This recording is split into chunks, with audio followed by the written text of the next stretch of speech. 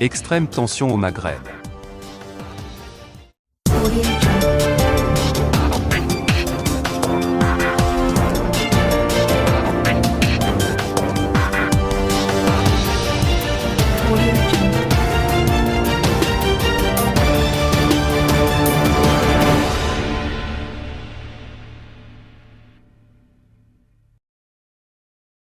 Dans la catégorie des angoisses sécuritaires à venir pour la communauté internationale, le Maghreb figure en bonne place. Et pour cause, les conditions d'une déflagration régionale se réunissent petit à petit, le fruit d'un régime militaire algérien acculé à deux choix extrêmes, la disparition ou la fuite en avant.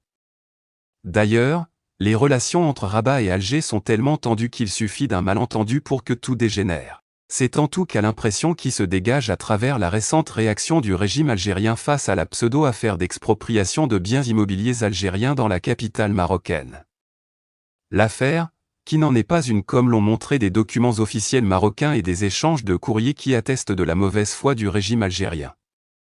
Une affaire montée en épingle par Alger pour justifier une nouvelle série d'actes hostiles et malveillants à l'égard du Maroc. Selon de nombreuses analyses partagées au plus haut niveau de la décision internationale, les deux pays seraient au bord de la confrontation militaire, provoquant crainte et angoisse des possibles conséquences meurtrières d'une telle évolution. Ces craintes ne se fondent pas uniquement sur le langage guerrier et menaçant de l'armée algérienne à l'égard du voisin marocain, elles sont le fruit aussi des velléités d'Alger de chercher à déstabiliser la région, alors que le Maroc ne s'est jamais inscrit dans une logique d'escalade ou de provocation et a toujours œuvré pour préserver une relation de bon voisinage et de fraternité entre les deux peuples. Pour des raisons historiques et de convenance opportuniste, une obsession morbide a été fixée sur le Maroc, présentée aux Algériens comme la source de tous les maux du pays. Entre le Maroc et l'Algérie, les longues années Bouteflika ont maintenu un statut du « ni guerre ni paix ». Les années Tebboune se sont en revanche, dès le début, distinguées par une hostilité assumée à l'égard du Maroc. À la fermeture chronique des frontières terrestres s'est rajoutée la rupture unilatérale des relations diplomatiques. Et en plus du financement et du parrainage diplomatique du mouvement séparatiste du Polisario, le régime algérien a rajouté à sa palette d'animosités l'encouragement public, financier et logistique d'un séparatisme dans le Rif, au nord du Maroc. Cette rupture avec le Maroc est pensée par le régime algérien comme une philosophie de vie, si puissamment ancré dans son fonctionnement qu'il a résisté jusqu'à présent à toutes les tentatives de médiation lancées par les alliés communs des deux pays les plus influents. Ce refus de médiation de la part du régime algérien fut si irrationnel que la conviction s'est installée chez beaucoup que l'hostilité à l'égard du Maroc est moins un choix politique délibéré qu'une composante obligatoire du régime algérien qui en a besoin pour survivre et se maintenir. Le Maroc a, de son côté, pris le contre-pied de cette stratégie de tension. Sa diplomatie ne rate aucune occasion pour tendre la main de la réconciliation. Mais à chaque proposition de paix marocaine, le régime algérien répond par une escalade et une fuite en avant qui fait peser sur l'ensemble de la région une menace d'instabilité et de chaos.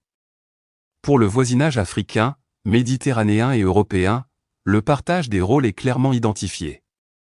Le régime algérien est un facteur de division qui encourage la guerre, le terrorisme et le chaos. Tandis que le Maroc est une puissance de paix qui aspire au bien collectif sur la base de compromis positifs et de projets constructifs.